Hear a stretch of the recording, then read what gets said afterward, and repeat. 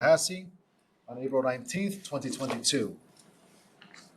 Public meeting of City of Tallahassee Independence Board are present here at the City Hall along with members of the public. With the assistance of the Communications Department and the Information Technology Department, this meeting is live, streamed on the Ethics Board webpage, and we are recording it for future reference. There is a delay with online communications, and we should all be patient. We thank those members of the City of Tallahassee for their support. This time, please rise for the Pledge of Allegiance. Pledge allegiance to the flag of the United States of America and to the republic for which it stands, one nation, under God, indivisible, with liberty and justice for all. Mr. Floyd, please call roll. Carlos Ray. Present. Brian Smith. Present. Brian Payne. Here. Ruby Barr. Kristen Costa. And Robin Blank. Here. Chair, we have a quorum. Thank you, Mr. Floyd. This time, has everybody received the minutes for the March 15th, 2022 meeting? Any comments or changes or edits? If not, I will entertain a motion to approve the minute for March 15th, 2022. Second? Second. Ms. Costa moves, Ms. Barr seconds. All those in favor? Aye. Those opposed? Motion passes. This time I review public comment on agenda items. For those attending the meeting online, please make sure your microphone is muted. Last week, we asked all public to make a request by email to the ethics@talgov.com by 1 p.m. on the day of the meeting if you wish to speak online on agenda or non-agenda items. Those who have submitted their names will be given a chance to speak as scheduled. For those of you who are present and wish to speak, please complete a request form and forward it to the ethics officer, Mr. Dwight Floyd. Has everyone received the agenda and supporting documents? Any questions or modifications to the agenda that need to be made? Nope. All right. Moving on to the ethics office report. Thank you, Mr. Chair. And you have before you, there are some things, I don't know if you call them a routine or not. Hold on, Mr. Floyd. Public comment. Yeah, let's do a public comment at this time for agenda items. Any public comments on agenda items? Yes, sir, I have three, starting with Ms. Catherine Bear on the agenda item 6. 6, okay. Hi. Good seeing you guys again. My comment was on the ethics officer report. At the bottom it says, in response to the pandemic, we began working remotely as of April 1st. We maintain office hours on Mondays and Wednesdays and work remotely the other days of the week. My concern is when you first started this job, they pushed you out of City Hall, which puts you out of the sight of most of the people and out of contact with them. That was a bad enough thing, but as of right now, you only being seen 2 days a week, that concerns me even more. I would like to see the ethics officer have more of a presence for people that he's supposed to be answering to can see. And I hope that made sense. It does, but I understand the concern, but I think Mr. Floyd engages a lot of training on site. Mr. Floyd has made himself present to the city. He can be reached. Just because he's not sitting in the office doesn't mean people cannot reach out to him and talk to him. I'm not too concerned about his presence sitting in office for office hours. It's fine if I'll leave it up to him. I trust his judgment on this matter, but I think he's fully present and involved in the city itself. Mr. Floyd, you don't need any comments on Yeah, this. But. and I will tell you that I'm very engaged with both the public and with employees, probably more than people know, because the city is always calling on me to do things like last week I spoke with 150 new employees about ethics, and I'll get them again when we do the employee training. There's always something that they're asking me. I'm not having to have to ask them to speak. They're actually asking me to come speak to their employees on on a monthly basis, and I have things scheduled. You know, I don't put them on a public calendar, but I do have a calendar of events where I'm engaging with them. Probably, to be honest, where I am now in Renaissance Center, I probably engage with more employees than I would have been if I would have been at City Hall. Because I see them on all three floors, and they come to recognize me, and even now when they greet me, they say things like, "I'm being ethical today," and the like. So, you know, we're building relationships, and people are recognizing me. If at any time I think or have even have an impression that I'm not making myself available, I'll make sure I do that. But even the public seems to have my cell phone number. So, you know, I've gotten complaint calls directly from my cell phone number. I think I've had Ernie's been to visit me, but I haven't had the public come by. I had one person come by to see Mr. Floyd, and it happened to be I was the wrong Mr. Floyd. But other than that, I don't get a lot of visits. In the 2 years, I haven't gotten a lot of visits from people. And it's my preference that they call and get an appointment rather than just show up, because I could be in the middle of, like today, preparing for a meeting, and, you know, it would be rude for me to just walk away. But to my knowledge, we haven't had any problems with me being accessible. Mr. Payne, you want to say something? Yeah, I wanted to add something. I agree with what Mr. Floyd just said, but as he said, I did come visit him last week, I think it was. And one thing I noticed was that there was no sign saying that the ethics office was there. Normally there's a sign with all the offices at the elevator, and there was no mention of the ethics office. On the third floor, there was a sign that says the ethics office is here, but you have to know to go up there. So I would recommend that you request that the city put a sign just to say that there is an ethics office and that it is here. Works. All right. Any other comments? Yes, sir. Mr. Ben Wilcox, 7A. Right. I just wanted to talk a little bit about the part of the 7A where it's administrative changes to ordinance by the city treasurer clerk. And I'm not really sure what the treasurer clerk is putting these recommendations before the board here and what you're expected to do about them. I just wanted to share some thoughts. They're recommending doing away with the $25 lobbyist registration fee, which, you know, I'm not so sure that that's something that I would be opposed to, but as part of the justification, they say city staff recommends the elimination of the fee to simplify the registration process and further encourage lobbyists to register, which seems to me to be a recognition of the fact that lobbyists aren't registering under the current system. And to be clear, eliminating the $25 fee is not going to, you know, encourage people like Drew Jones, who's not registering as a lobbyist. It's not going to encourage him to register.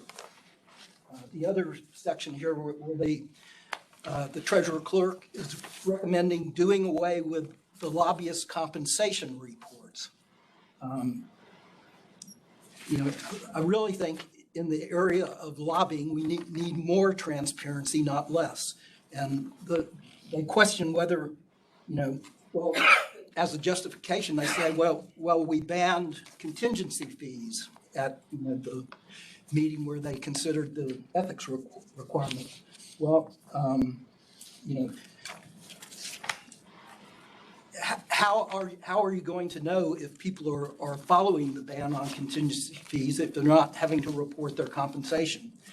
They also say research indicates that compensation reports are required by those who lobby the state and the executive branch, but the potential benefit of the compensation reports is unknown. I mean, why would they say something like that? You know, I mean, the compensation reports for the legislature, you know, I look at those all the time to see what, you know, lobbyists are being paid, you know, to lobby. So I just think, you know, if you want to do something with the compensation reports, you should put them online like, you know, the legislature does. So, you know, you wouldn't have to do a public records request to see them. So anyway, those are my thoughts. I just think these recommendations are basically laughable. Mr. Peter, the scene. Yes, Peter Butzini, for the coalition, I would just add that we did a little research. We understand that you have no jurisdiction over Blueprint. We do believe you have jurisdiction over city commissioners in their role serving on Blueprint. But nevertheless, it's important to recognize that the Blueprint lobby disclosure, and particularly the lobby definition used by Blueprint, is essentially the same as that used by the City of Tallahassee. And we noticed that the only lobbyist for Blueprint is Tall Timbers, which is a nonprofit organization. And we find it incredulous that no lobbying took place in regard to the $27 million for the stadium, for Doak Campbell Stadium. It just doesn't pass the muster of credibility. Further, regarding the disclosure of lobbyist remuneration within ranges, this has nothing to do with contingent lobbying. The treasurer clerk's suggestion to remove remuneration disclosure is just another effort to weaken the already meaningless lobby disclosure ordinance. And the thing that's most meaningless, of course, in our opinion about that ordinance, is the not only inexact, improper definition of lobbyist. And then third, while our coalition has supported the prohibition against contingent lobbying, that prohibition is meaningless without enforceable definition of lobbyist or lobbying. In fact, we're concerned that the prohibition that may provide further incentive for lobbyists not to register. So I don't know if the treasurer clerk is looking for endorsement from this body. I would hope not. But I think you do have an opportunity to go against these recommendations. And certainly we do not feel that they're necessary, proper, or serve the interests of the citizens of Tallahassee. Thank you. Mr. Floyd, more comments? Those are all the comments. Moving on to the ethics office report. And I'll make this brief. Like I said, it's, you hear the same things over and over again. The most recent thing was probably as I spoke to the new member orientation or new employee orientation, there were 150 new employees that I was able to give a brief presentation on ethics and introduce them generally to it. And then I told them I will see them in class. And some of them I had actually already taught. So that's going very well. We did discuss the recommendations by Treasurer Clerk, with the Treasurer Clerk. Both John and I had a discussion with him on that. We have been working on the campaign contribution refund program. I think last time I told you all that I was told that they could not create something where people could upload information. And since that time, they told me that they actually have a new portal where they can do that. So they are creating an online form where people will be able to report their refunds and upload the receipt all in one breath. So we were actually excited about that because the public recommended that and we're following their lead. So that was a good recommendation. We expect that to happen this week. One of the associations has already put something about it in their newsletter, and they've asked us for a little handout of some type. We're working on a little postcard, getting feedback on that now. I'm trying to have that to them. They're having some kind of community fair on 30th, and we'll have that to them by then. 30th of April? Yes, we're working very fast, and Mr. Payne is helping me a lot with that. I am working right now I have been working for the last month and continue to work on the training for, the annual training for employees that all the employees have to take. And that's ongoing. You'll get a report that at the next meeting, you may hear that it's completed. That's my goal.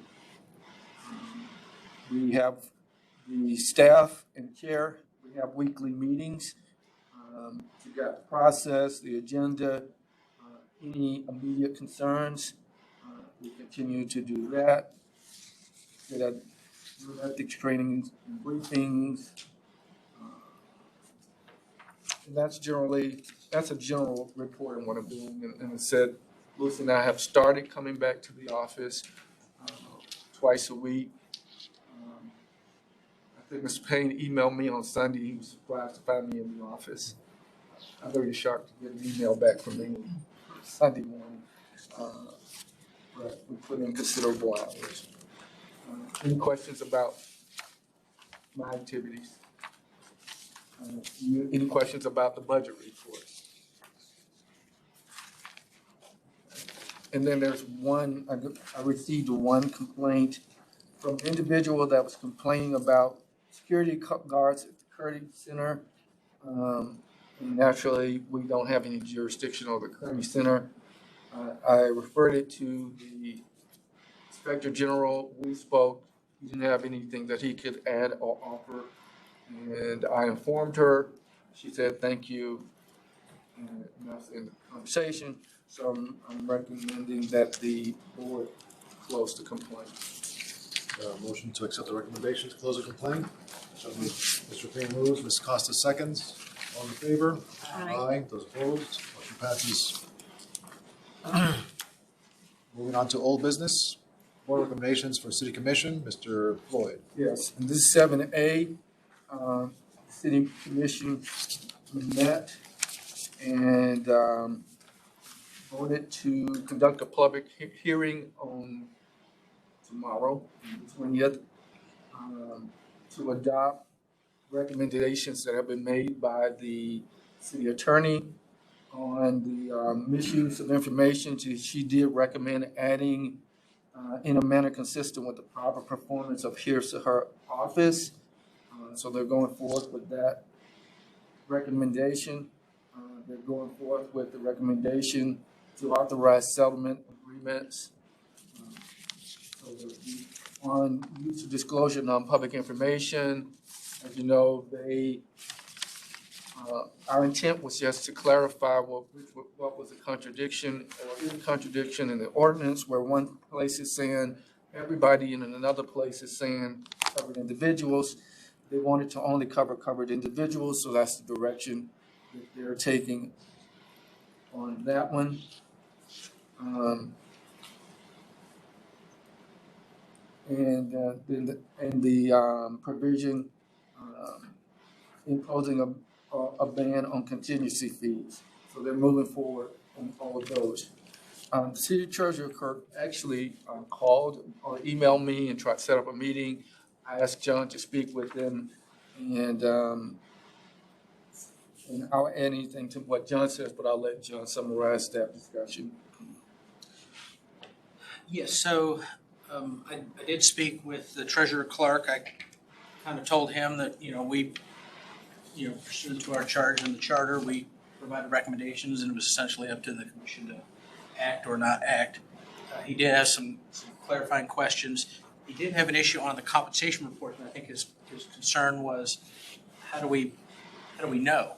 And people are providing, they're not going to say they're getting a contingency fee on their compensation reports. How would we know if we're getting contingency fees? We essentially said, I think at the state level, it's really just kind of done. If somebody reports you because they know that you're doing it, it's kind of how they do it. There's really no way to, we didn't propose doing audits or anything to go through the books. I did say a recommendation would be is maybe put a box on the registration forms that make them check it to acknowledge that they're aware that contingency fees would be paid. And he thought that was a pretty good idea, so that may be an option moving forward. He did talk about compensation reports. He said, I think we had recommended putting it online. The commission said they wanted to do that through procedures as opposed to ordinances. His concern was that in the time that he's been there, nobody has ever requested a compensation report. So they get these reports, but there's never been a public request according to the treasurer clerk. So he didn't know if there was really a need for this. And he said, well, if it's online, people may access it. I told him at the state level with state lobbyists, people go online and look all the time. I don't know. You might want to look into history, see whether people were all that concerned before it was easy to access at the state level versus the local level. But I told him that was, I think, part of the reason we wanted to move. Just curiosity, what's the benefit of a compensation report at the state level? Just to find out what people are paying people? Mm-hmm. So there's no violation to say I pay somebody $1 million this year just to represent me for one bill or anything like that, right? So basically it's just curiosity. You just want to know what people are being paid to lobby. Yeah, I mean, if I think you want to, so at the state level, you have to identify the principals that hire you. Yeah. If you're sub through another firm, you have to identify your sub. Okay. You have to identify the compensation you receive in ranges. They don't actually get into the specifics, but and they do, if you're a pro bono, I've actually done some pro bono in the past, you have to actually check a box that says $0.00 as your compensation. And I know that every quarter, the media always goes and sees, okay, who are the big lobbyists in town, who's made the most money, and Mixed news. yeah, how much did Disney pay, since Disney's in the news? How much did Disney pay for their lobbyists during session? That kind of thing. So I think kind of what was discussed here, we just had a big vote at the city level. People might want to say, okay, who had a play in that? How much did they pay? So that was essentially, I essentially said, it's really, we made the recommendation, regulation of lobbyists falls solely within his office. So I told him I can provide clarification for any of the recommendations we made. But essentially we handed them the ball as their chance to run across the finish line. So that's about it. It was a positive conversation. What are the other things? What are some filings? Revolving door? Something we didn't really put forward, but they're also looking at. Also, I think Commissioner Williams-Cox proposed Any felons? That was something something we discussed, but we didn't make that an official recommendation. So I think they've taken our recommendations, but then they've kind of built on top of that and taken some additional steps. As we vote on tomorrow. Yes. Yes, and I believe that's the only vote.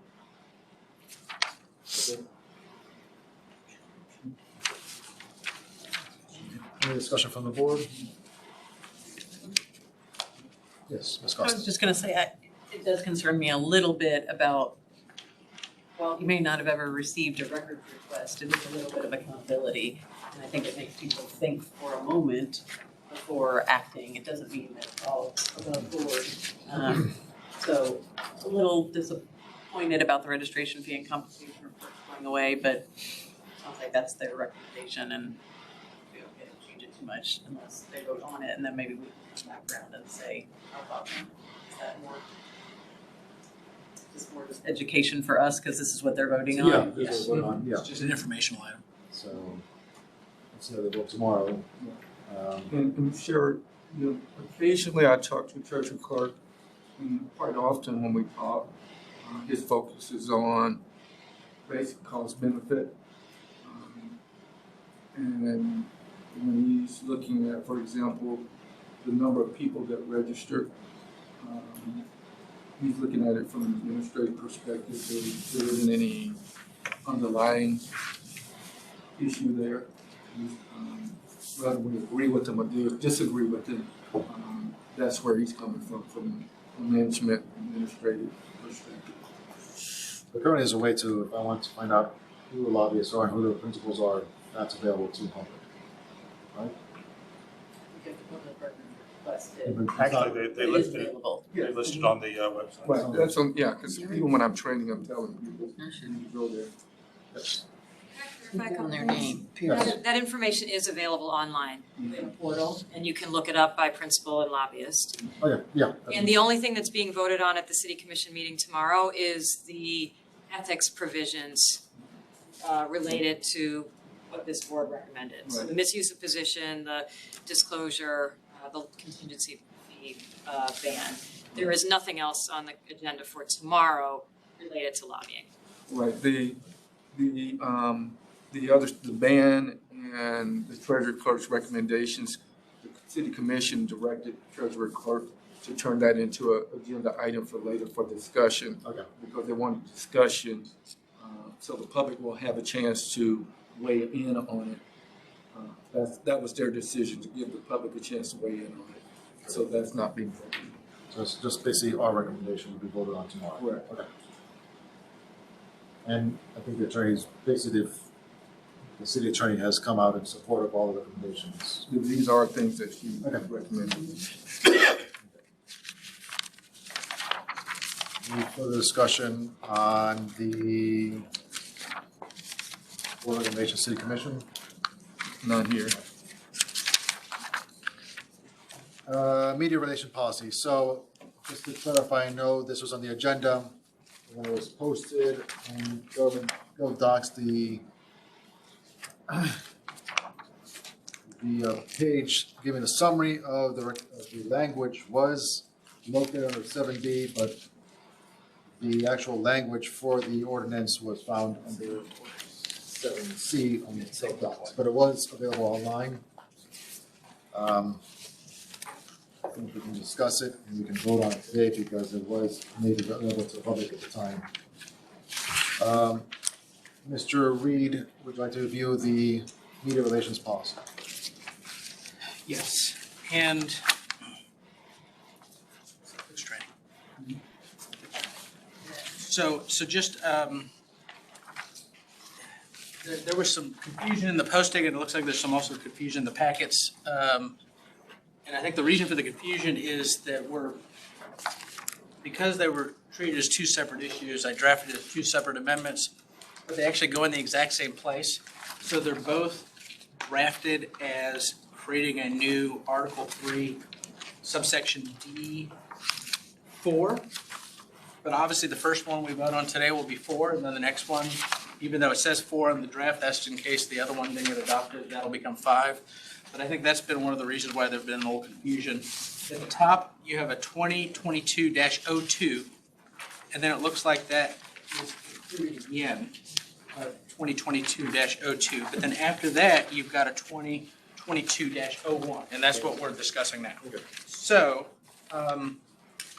this goes into the duties and responsibilities of the Independent Ethics Board. At the last meeting, we discussed members of the board and who would speak on behalf of the board. I know this is something we had dealt with in the past. I think when Vice Chair Smith was the chair, I think we had made some changes about he would be the official voice of the board during our bumpy times.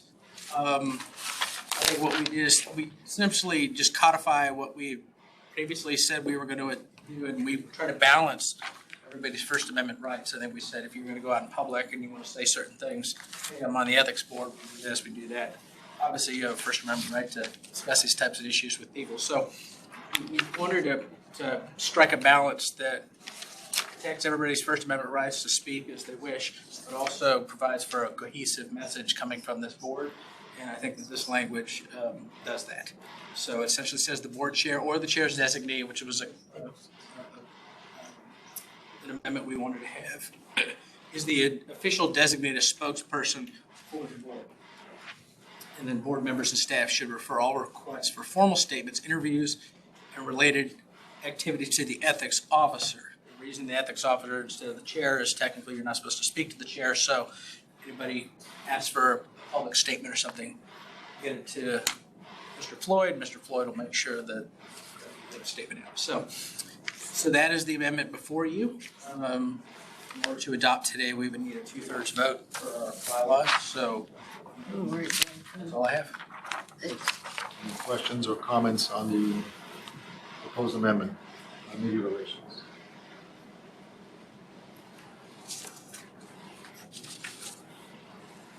I'll entertain a motion to adopt the proposed amendment on media relations. Mr. Costa moves, Mr. Smith seconds. All those in favor? Aye. Those opposed, motion passes. Next is the board member training, Mr. Floyd and Mr. Reed.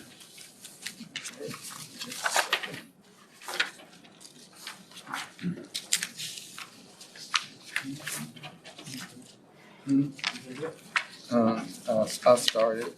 Okay. Let me turn to it.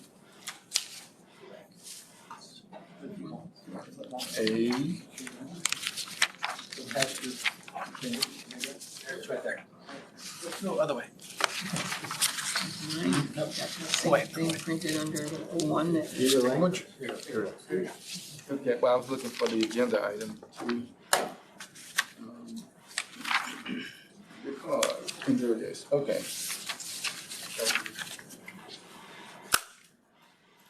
Okay. As a result of discussion at the ethics workshop, it was thought appropriate to formalize the required training for the ethics boards. All quasi-judicial and judicial boards and other advisory boards and committees of the city are required to take some type of ethics training. The city attorney who's here today, Ms. Amy Coleman, does some of that training as requested. I have done some of that training as requested. It usually lasts about 15 to 20 minutes. And what I did here was identify what you would need to do your job. In my field, I did an instructional analysis. And I basically asked, what do you need to do to be able to do your job, and what do you need to know to do that? That's the instructional analysis. And what I determined from that is you need to know about legal proficiency, be able to find it and apply it. Same thing, probable cause.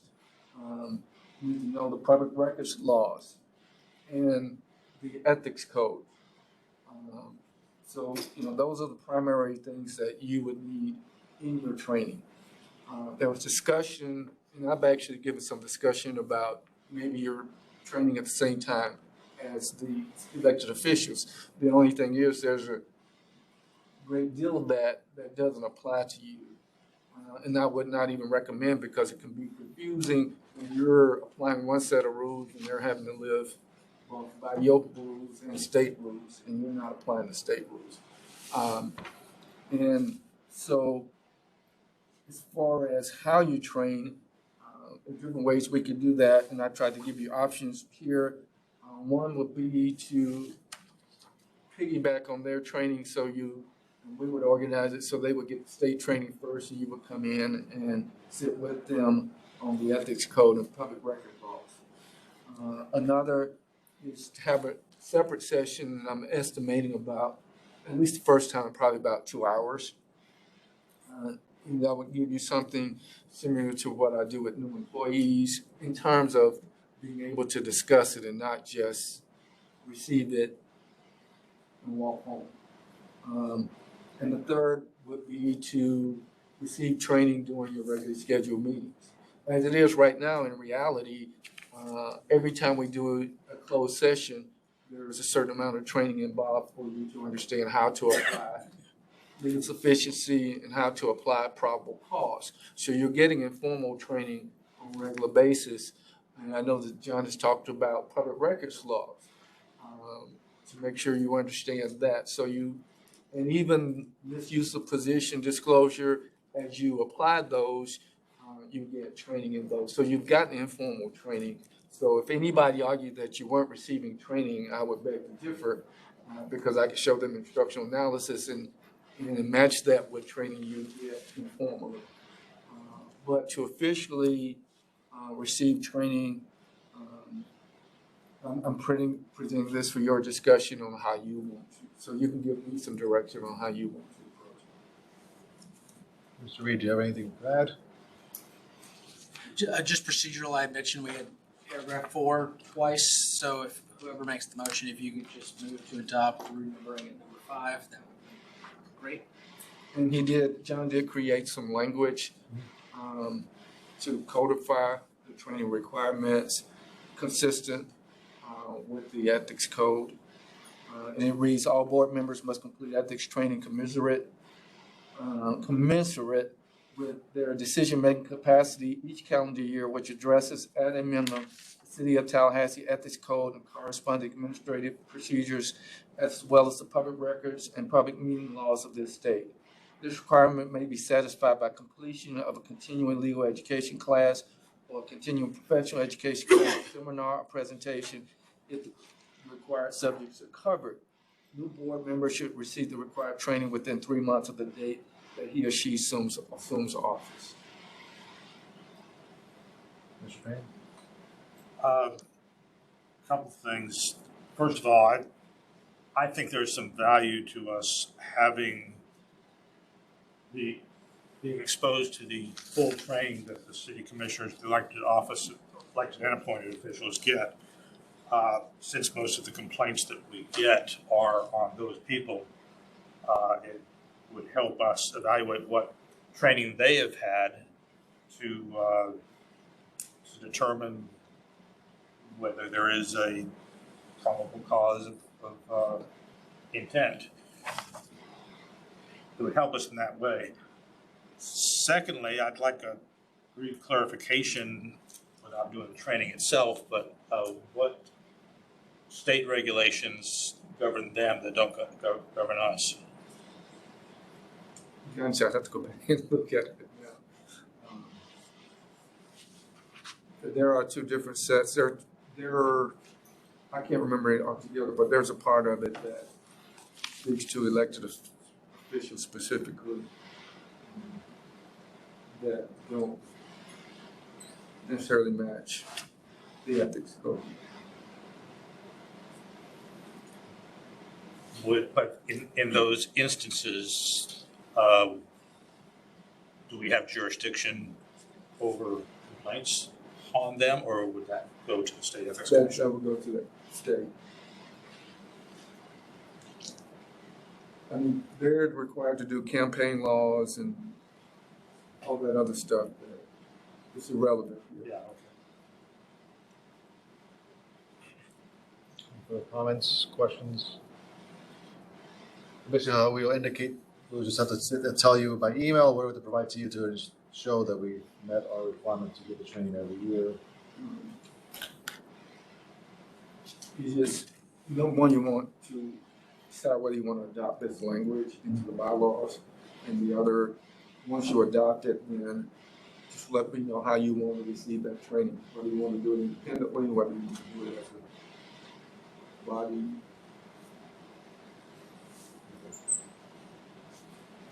Any comments on the language itself, or changes, recommended changes to a proposed language? If not, is there a motion to adopt the proposed language? Discuss, make the motion, but also include the change. That's number 5. So the motion is to adopt 2020-2202 with the edit of number sub D5. Is that correct, John? Yes. There's a motion from Ms. Costa. Is there a second by Mr. Payne? All in favor? Aye. Opposed? Motion passes. The other part is just, I need some direction on, you want to do training during one of your meetings, or your meeting?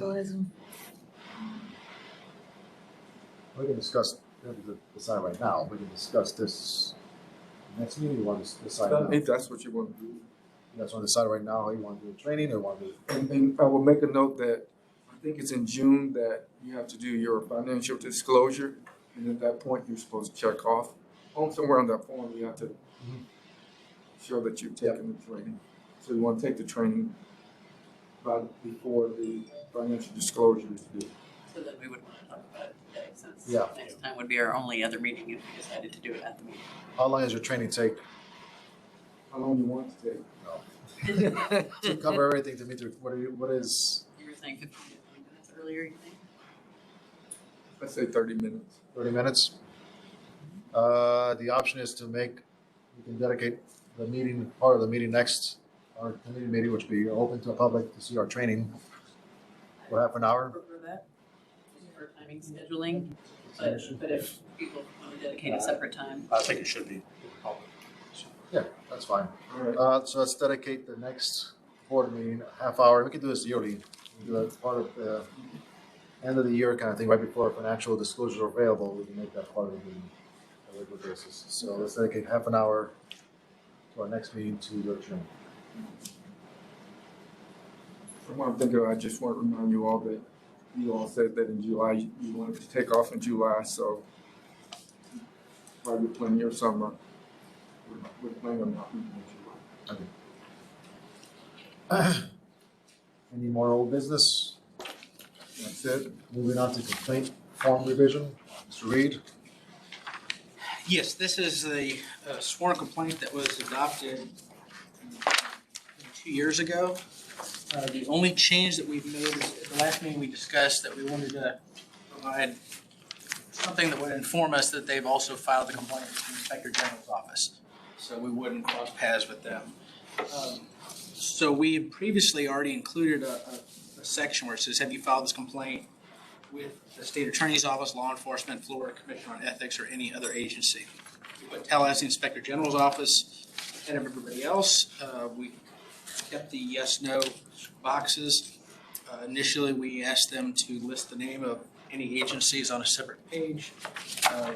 We added some lines so they could just put it directly on the form. And that is the only change that, well, no, actually, that's not the only change. As I was going through this, no, that is the only change. Yep, never mind. So basically that box on page 1. Yes. Any questions, recommendations on the proposed change? A motion by Mr. Payne to accept, and a second by Ms. Costa. Any discussion? All those in favor? Aye. Those opposed, motion passes. Do you have any public comment on non-agenda items? Mr. Floyd? I'm sorry to do this twice. Can Can we go back to this last one? Yes, Mr. Reed. We did a couple of drafts, I think something that didn't make it into this draft. It's an easy fix. On page 2, alleged violations, as I was going through the form, we have a provision in, so we have jurisdiction over any violation of the ethics code. So there's some things in the ethics code that wouldn't really be a violation. But recently, we've had people ask about expanded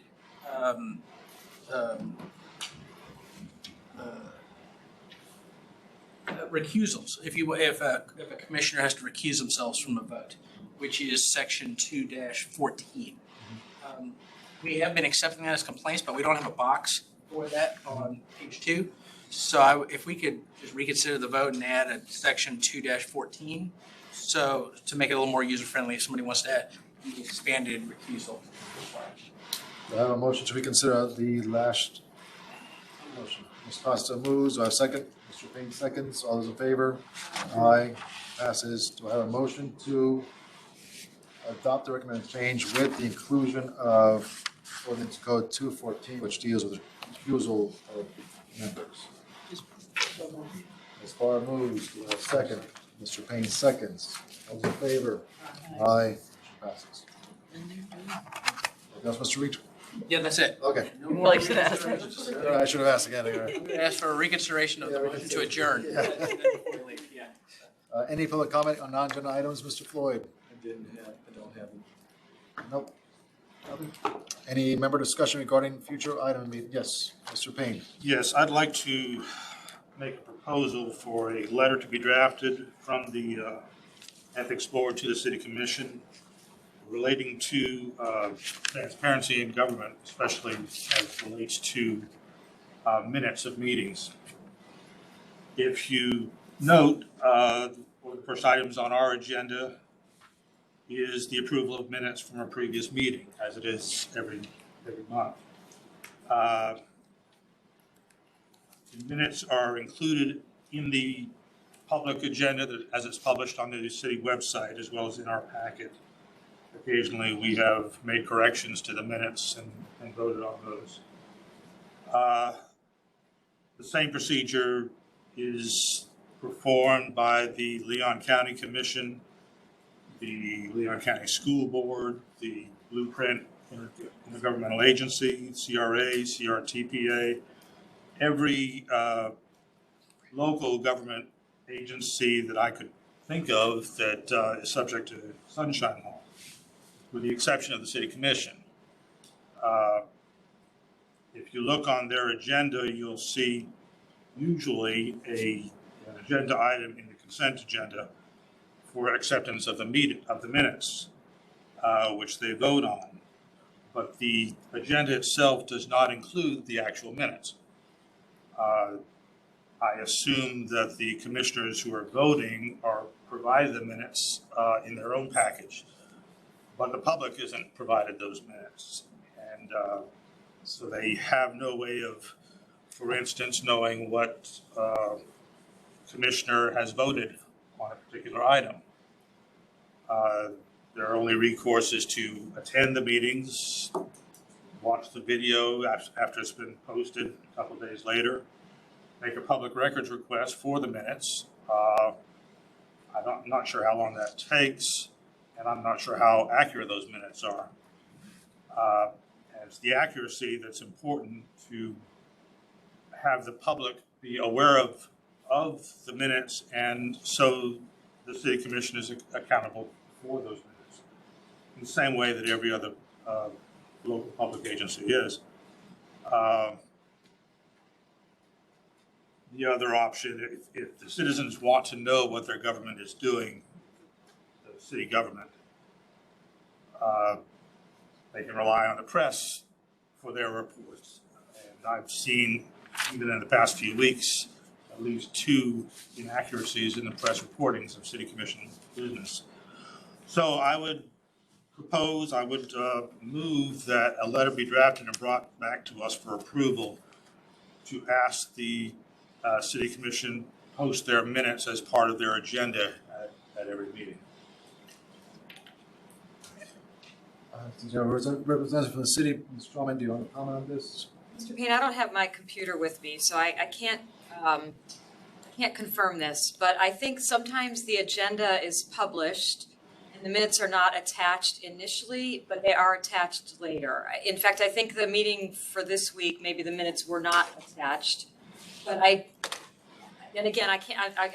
not speaking confidently, but I believe they are attached eventually to the agenda. Is that not the case? I have gone back even today and spot checked our commission agendas for the past 10 years, which is the limit of how it's posted. I could find no minutes attached to the agenda. So, and maybe there are some, and maybe that is the procedure. That would be good to know They that. certainly are readily available. Yeah, and I'm not sure what you saw, but because when I do investigations, I use those minutes often. And you find them on the board docs. At the very bottom, the last thing on the agenda, they come back and append it. I have seen that on CRA meetings. No, I'm talking about commission meetings, because I said I've had to use those sometimes.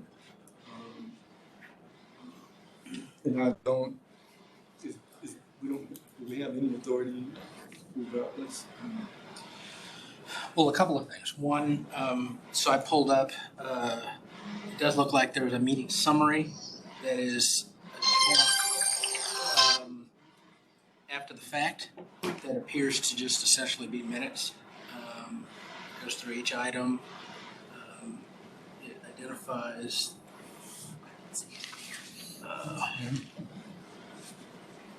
identifies the name of the people that speak publicly. I just pulled randomly, I pulled June 2nd of 2021.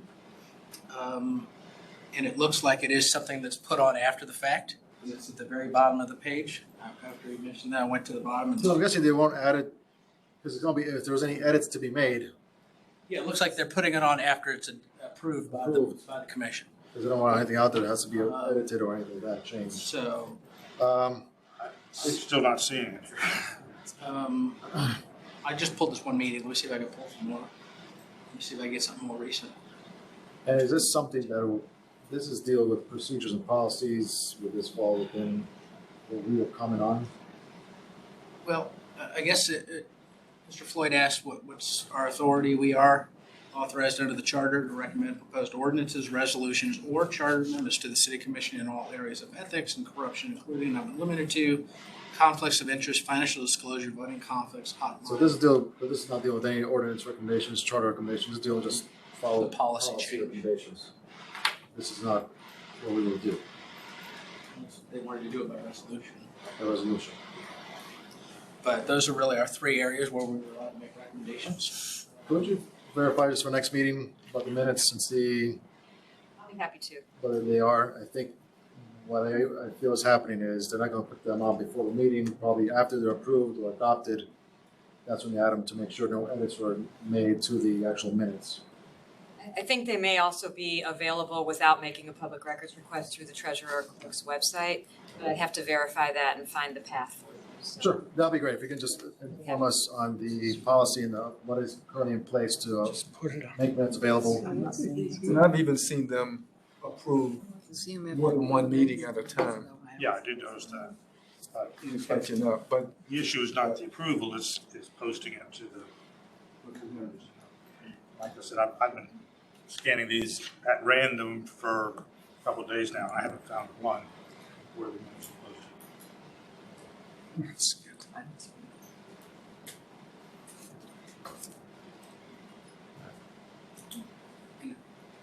Mr. Reed? Looks like so it looks like they may be a little behind a year. Looks like I see December 8th, 2021. Minutes of They city. have, if you go onto board docs and you click on meetings and you have on the left, it's gonna say city commission meeting and summary. And I guess when it says and summary, that's when you know that's essentially what the minutes are. It looks like as far as 2022, they have not done summaries yet. Why don't they just publish the minutes? Why do they do a summary? I mean, essentially is the minutes. So it's just, they just call it a summary. But There's a way to find out more as far as the policy. We'll get back on that. I don't see it. This time there is, you have made did you make a motion? I did make a motion, but I'll postpone it to find further research and Okay. see what's going on here. Sounds good. Any more directions from the board members? This time, Ms. Barr moves, Ms. Costa seconds to be adjourned. thank you, Justin.